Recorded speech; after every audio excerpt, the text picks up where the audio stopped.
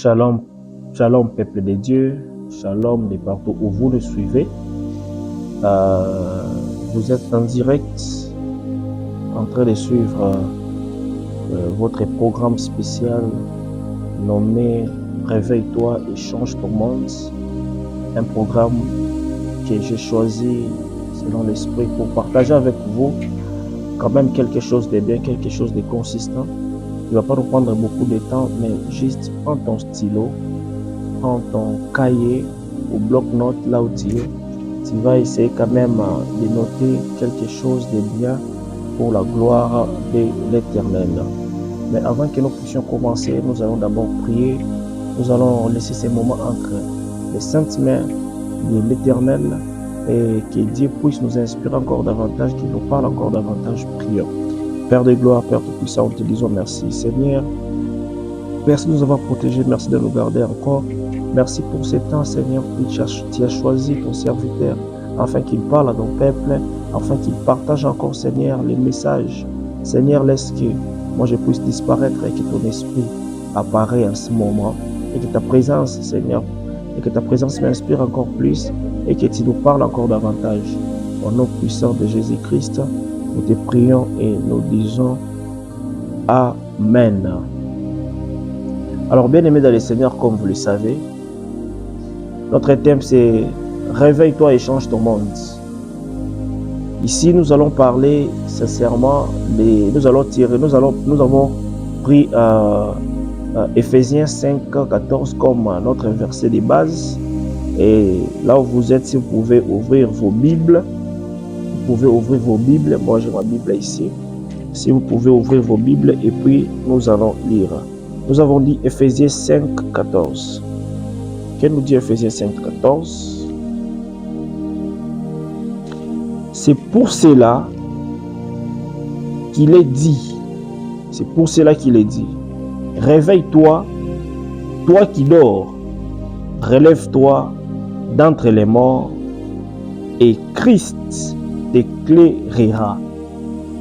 Réveille-toi, toi qui dors entre les morts, et Christ t'éclairera. C'est un test, ces versets nous appellent à sortir de notre torpeur spirituelle. Ces versets veulent juste nous amener à nous lever des ténèbres, à recevoir la lumière de Christ pour agir. Et puis ça nous interpelle en fait à prendre conscience de notre potentiel, de l'appel de Dieu, mise dans nos vies pour influencer le monde. Vous savez, nous sommes appelés à influencer le monde. Pourquoi? Parce que nous sommes la lumière. Je suis la lumière du monde. C'est ce que la Bible nous dit. Nous allons aller plus loin. D'abord ici, nous allons commencer avec la définition du mot pour plus de compréhension. Nous allons prendre quelques définitions selon la Bible. Mais moi, j'ai choisi quand même pas trop. Peut-être une définition qui va nous aider à améliorer, à comprendre en fait les thèmes et à avancer. Réveille-toi et change ton monde. La définition, le réveil dans un contexte spirituel. Notez bien, il faut écrire, le réveil dans un contexte spirituel fait référence à un état de conscience accru ou un retour à une relation fervente et active avec Dieu. C'est un moment où une personne, une église, une nation prend conscience de sa condition spirituelle et ressent le besoin de se rapprocher de Dieu avec plus de passion, de foi et d'obéissance. Ici, il est question de souligner plus de passion, de foi et d'obéissance. C'est-à-dire quoi? Le réveil dans la vie d'un chrétien, c'est quelque chose de très important. Bien-aimés dans le Seigneur, nous sommes appelés à influencer le monde. Nous sommes appelés à faire régner le nom de Christ ici, qui est notre Sauveur. Nous sommes appelés à faire régner son nom sur cette terre des hommes. Nous sommes appelés à faire de grandes choses que les gens de ce monde ne peuvent pas faire, que les gens de ce monde sont incapables de faire. Mais Dieu nous a déjà choisis. Dieu t'a choisi, toi et moi, aujourd'hui, pour aller évangéliser, parler de Dieu. Il a donné à chacun un ministère, il a donné à chacun un don. Comme nous pouvons le lire dans Corinthiens, les dons et les ministères. Chacun possède cela. Mais, chers frères et sœurs, vous allez vous rendre compte que vous êtes trop préoccupés par les situations de la vie, que par les situations de la vie, par des problèmes qui vous arrivent dans la vie, et vous négligez l'œuvre du Seigneur. Vous négligez l'œuvre de Dieu. C'est-à-dire quoi? Ici, il est d'abord question de se réveiller, comprendre qu'on doit d'abord chercher le royaume des cieux. On ne doit pas courir derrière les choses de ce monde. Quand on cherche le royaume des cieux, et toutes ces choses nous seront données par-dessus, si nous lisons dans les textes de Matthieu. Aujourd'hui, nous allons parler des 5 formes de réveil. Si tu te retrouves dans une forme, et je vais te donner les caractéristiques, tu dois prier pour te réveiller. Te réveiller pour changer ton monde, te réveiller pour changer ton environnement, te réveiller pour changer beaucoup de choses. Bien-aimés dans le Seigneur, je vous dis, rien ne dépasse la parole. Rien ne dépasse la parole. Et tout celui qui est là, qui cherche ça et là, dans des recoins, les prophéties passeront, les miracles vont passer. Mais sachez une chose, la parole restera et la parole va demeurer. Du jour au lendemain, peu importe l'éternité à l'éternité, c'est la parole de Dieu qui régnera. Amen, amen. Ici, nous allons parler du premier point. 1. Nous allons parler du premier point, c'est réveille-toi à ton identité. Réveille-toi à ton identité. Cher frère, réveille-toi à ton identité. Est-ce que tu te connais? Réveille-toi à ton identité.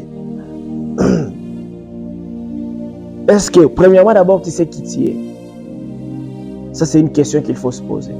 Premièrement, est-ce que tu sais qui tu es? Tu sais le rôle que tu as sur la terre des hommes? Est-ce que tu connais ton identité? Car la Bible dit, Dieu disait à Jérémie, avant que tu ne sois né, je te connaissais. Avant que tu n'existes, Jérémie, moi, ton Dieu, je te connaissais depuis le ventre de ta maman. Toi aussi qui m'écoutes, sache que Dieu te connaît.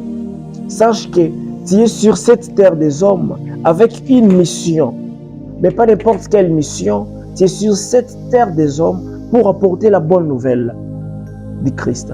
Pour apporter la parole, la lumière. Nous allons lire le livre de 1 Pierre 2 à 9.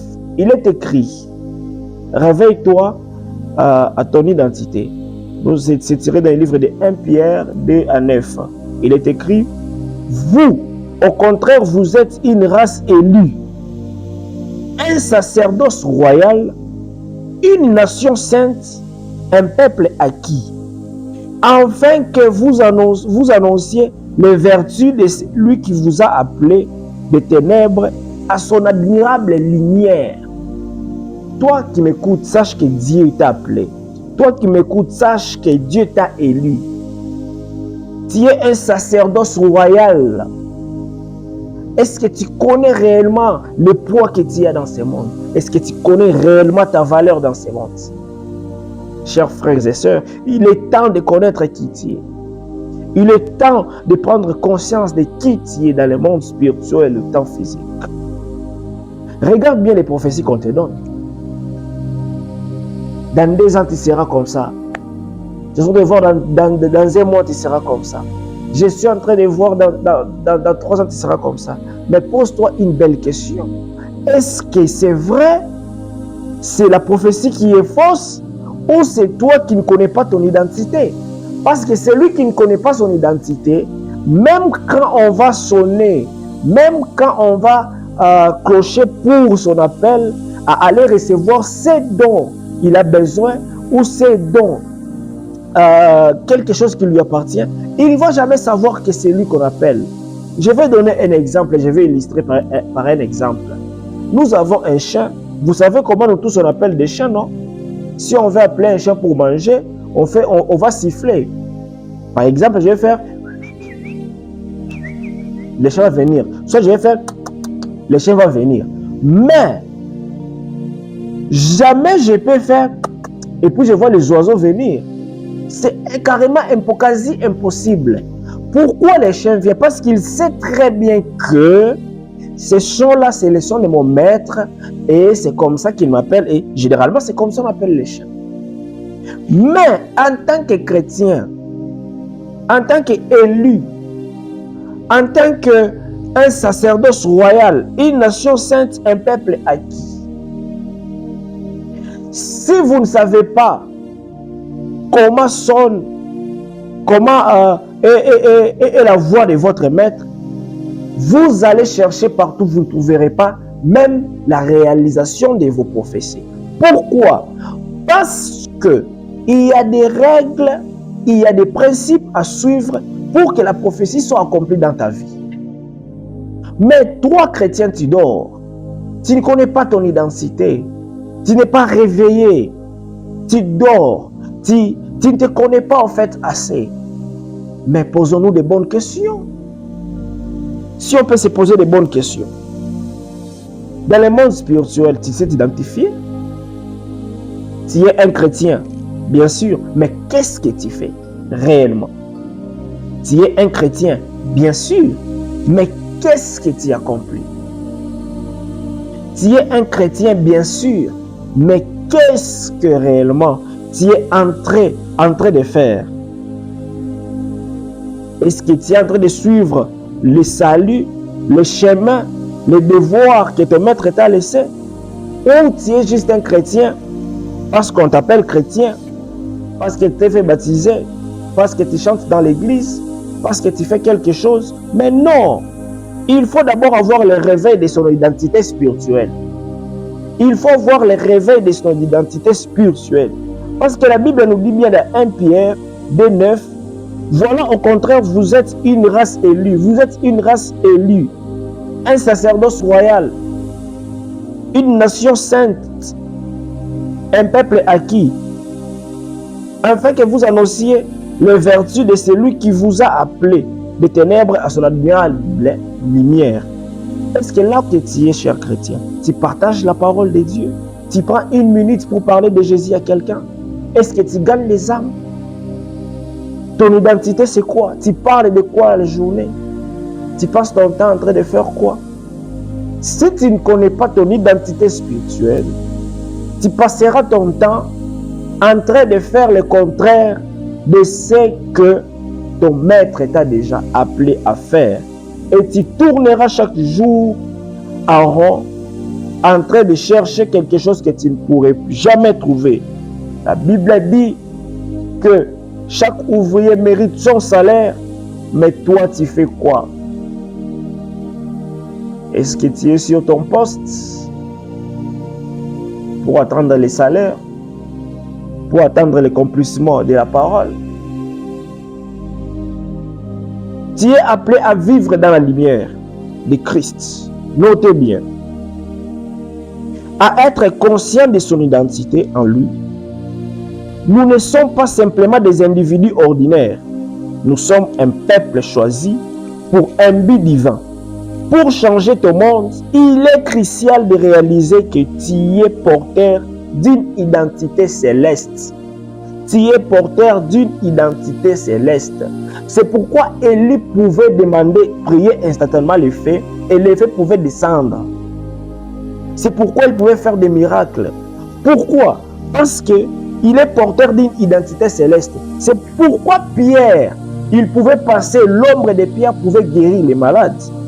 C'est pourquoi Pierre pouvait dire à à ce boîtier de naissance qui était devant le temple Label, que lève 3 marches. Parce qu'il avait conscience de son identité céleste. Il avait compris qui il était. Il s'était réveillé et il travaillait en fonction de ça. Point numéro 2. Nous allons parler sur le réveil. Réveille-toi à ton appel. Bien aimé, chacun a son appel. Je disais déjà ici au départ que Dieu a donné à chacun de nous un don, un ministère. Écrivons. Nous allons tirer ça du livre de Jérémie 1,5. Dieu dit à Jérémie, avant que je t'aie formé dans le ventre de ta mère, je te connaissais. Et avant que tu sois sorti de son sein, je t'avais consacré. Je t'avais établi prophète des nations. Bien aimé, vous comprenez? C'est-à-dire, Dieu lui-même a consacré Jérémie avant que Jérémie ne puisse avoir conscience de sa propre vie.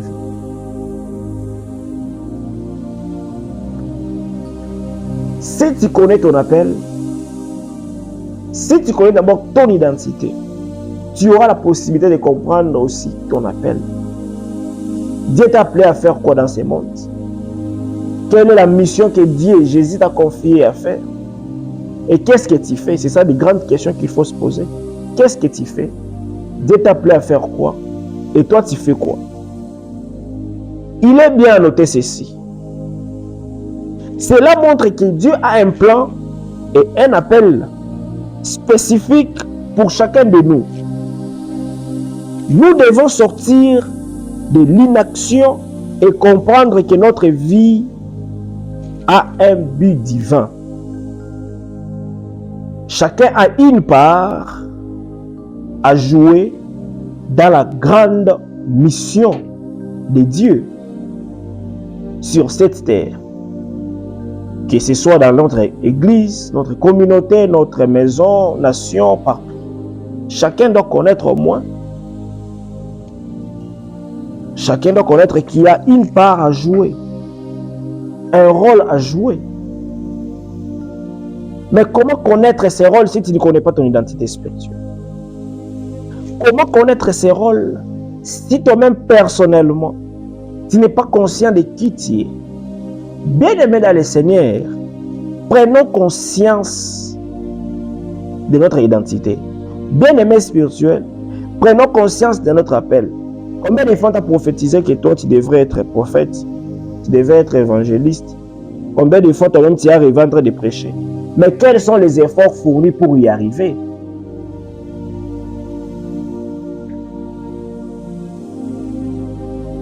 Qu'est-ce que tu fais pour y arriver? Réveillons-nous. Dans le monde spirituel, il y a des choses qui se passent. Pendant que toi tu dors, pendant que toi tu es en train de chercher je ne sais quoi, ta vie est en danger parce que, tu as un ministère en toi que les diables cherchent à combattre ensemble avec ces démons, en associé avec les sorciers de ta famille, de ton quartier. Pendant que toi tu dors, tu as un appel de Dieu que les diables cherchent à combattre. Et cela fera en sorte que tu ne puisses pas vivre la main de l'Éternel dans ta vie. Pourquoi? Parce que de un, tu ne mériteras pas ton salaire. Pourquoi tu ne fais pas l'œuvre dont l'Éternel t'a appelé? Conséquence, c'est parce que tu ne te connais pas. La conséquence, maintenant, tu vas vivre une vie sans forme, une vie qui ne t'appartient pas.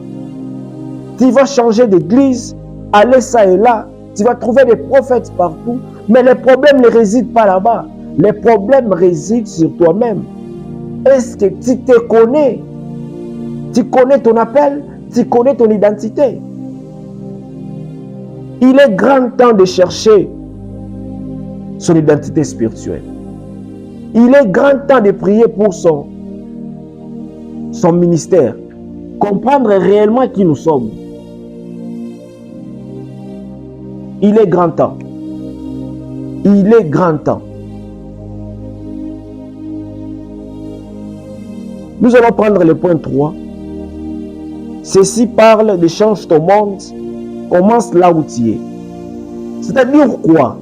Tu te retrouves dans des situations tel que tu étais dans la distraction, dans des histoires inutiles de la vie, alors là, en m'écoutant, tu as pris conscience. Quand tu vas prier, Dieu va te révéler ton identité spirituelle. Ou même si on t'avait révélé ton identité spirituelle, mais tu as fait semblant plusieurs choses. Mais là, tu as pris conscience de ton appel. Il ne faut pas se dire, bon voilà, moi je vais commencer le jour où j'aurai l'argent, je vais construire, je vais acheter une voiture pour aller évangéliser au village. Bon, moi je pense que d'abord il faut... Non! Le point 4, change ton monde, commence là où tu es. Écoutez, Jésus nous rappelle quelque chose. Nous allons lire le livre de Matthieu 5, 14 à 16. Commence d'abord là où tu es. À prêcher la parole là où tu es. À évangéliser là où tu es. À prophétiser là où tu es. À prier là où tu es. Réveille-toi là où tu es. Au moins qu'il y a des réalités, parfois on ne connaît pas quand on est encore petit. Tu dors au salon, tu te réveilles dans la chambre.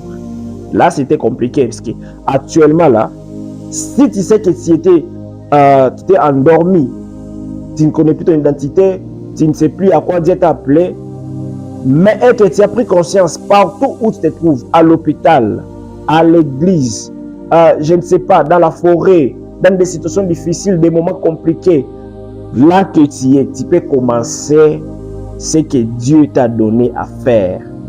Car à chaque vision, il y a une provision et nous avons la chance, au moins la grâce de Dieu se déverse encore sur nous. Nous sommes encore vivants. Une fois encore, on peut se racheter.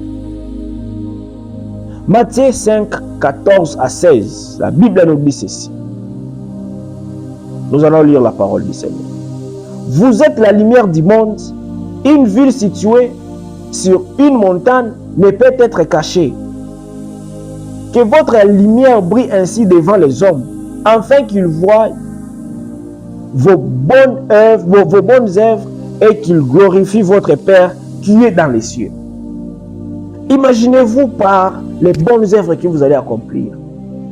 Et que ces gens-là vont glorifier notre Père qui est dans les cieux. Mais ton Père dans les cieux, il aura quelle joie. Et moi, je m'imagine à une chose.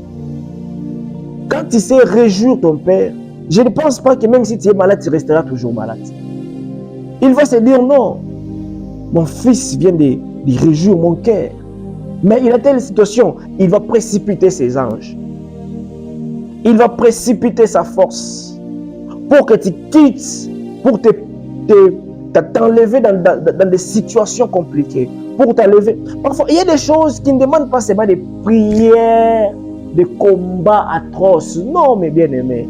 Il y a des choses où il faut faire des gestes. Car, écoutez, vous connaissez vous tous l'histoire de l'arche de Noé, non? Qu'est-ce que, après, quand on a donné l'offrande à Dieu, quelle a été la décision de Dieu? Dieu a juré qu'il ne tuera plus jamais un homme. C'est-à-dire que le cœur de Dieu était dans la joie. Il a regretté pourquoi il a tué l'homme.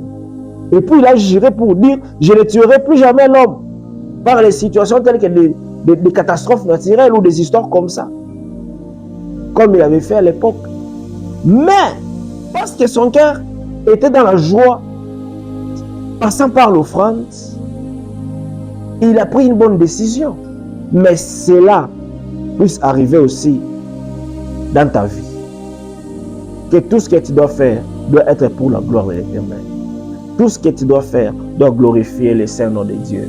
Tout ce que tu dois faire doit avoir même quelques pourcentages, 0, ou 2, quelque chose de Dieu. Dans tout ce que tu vas gagner. Même, moi je me dis, parfois je glorifie Dieu quand je perds même quelque chose.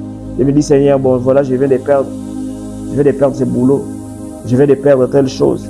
Seigneur, je te glorifie parce que, bon, je te glorifie parce que rien n'arrive sans que tu en sois l'auteur. Seigneur, tu sais tout ce qui arrive, tu sais tout ce qui se passe. Mais Seigneur, moi je te glorifie. Tout ce que tu dois faire, il doit y avoir quelques portions de Dieu.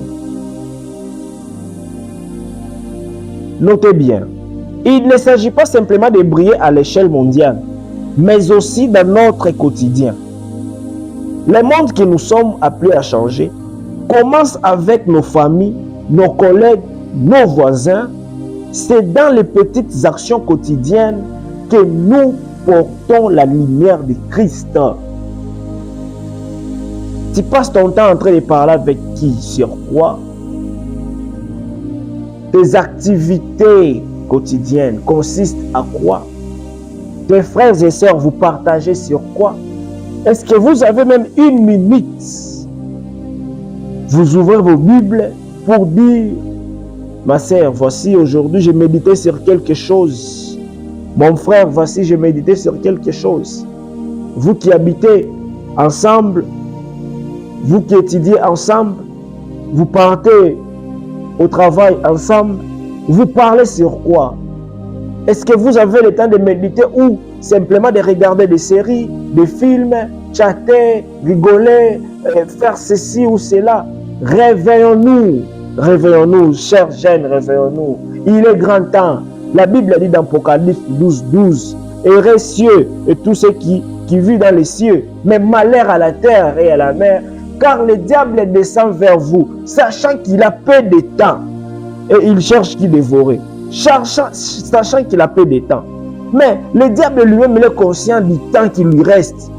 Mais toi, la Bible dit ceci, que tu es juste un passager sur la terre, ou un passager. Mais en réalité, un passager doit comprendre le temps qu'il doit faire des escales quelque part pour prendre vol. Mais toi, tu n'as pas conscience de ton escale sur la terre des humains. Tu n'as pas conscience de ce que tu fais. Tu risques de rater les vols célestes. Quand le Seigneur viendra nous prendre, nous on ira en train de chanter. Toi qui continues toujours à dormir, la Bible dit malheur à ceux qui resteront là-bas.